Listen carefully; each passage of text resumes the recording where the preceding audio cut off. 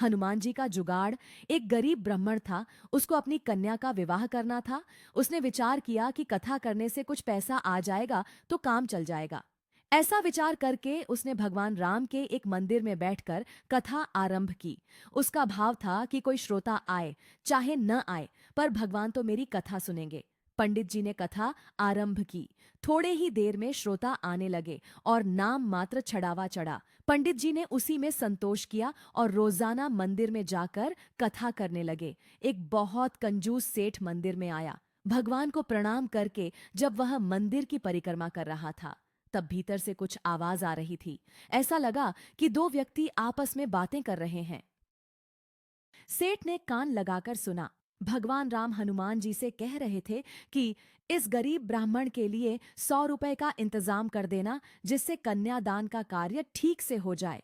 हनुमान जी ने कहा, ठीक है महाराज, इसके लिए 100 रुपए का इंतजाम हो जाएगा। सेठ ने यह सुना तो वह कथा समाप्त के बाद पंडित जी से मिला और उनसे पूछा, पंडित जी, कथा में रुपए पैदा हो रहे हैं कि नहीं? पंडित जी बोले, श्रोता बहुत कम आते हैं तो रुपए कैसे पैदा हों? सेठ ने कहा, मेरी एक शर्त है, रोजाना कथा में जितना पैसा आए वह आप मेरे को दे देना और मैं आपको 50 रुपए दे दिया करूंगा। पंडित जी ने सोचा कि उनके पास कौन सा इतने पैसे आते हैं, अगर मैं सेठ की बात मान लूं तो रोजाना 50 रुपए तो मिलेंगे।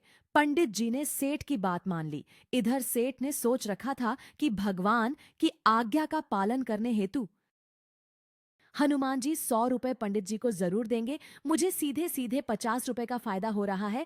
जो लोभी आदमी होते हैं वे पैसे के बारे में ही सोचते हैं। सेठ ने भगवान जी की बातें सुनकर भी भक्ति की ओर ध्यान नहीं दिया, बल्कि पैसे की ओर आकर्षित हो गए। अब सेठ जी कथा के उपरांत पंडित जी के पास गए और उनसे पूछा कि कितने रुपए आए हैं। सेठ के मन में विचार था कि हनुमान जी 100 रुपए तो भेंट में जरूर दिलवाएंगे, मगर पंडित जी ने कहा कि 5-7 रुपए ही हुए हैं। अब सेठ को शर्त के मुताबिक 50 रुपए पंडित जी को देने पड़े। सेठ को हनुमान जी पर बहुत ही गुस्सा आ रहा था कि उन्होंने पंडित जी को 100 रुपए नहीं दिए। वह मंदिर में गया और हनुमान जी की मूर्ति पर घूंसा मारा। घूंसा मारते ही सेठ का हाथ मूर्ति पर चिपक गया। अब सेठ जोर लगाए अपना हाथ छुड़ाने के लिए, पर नाकाम रहा।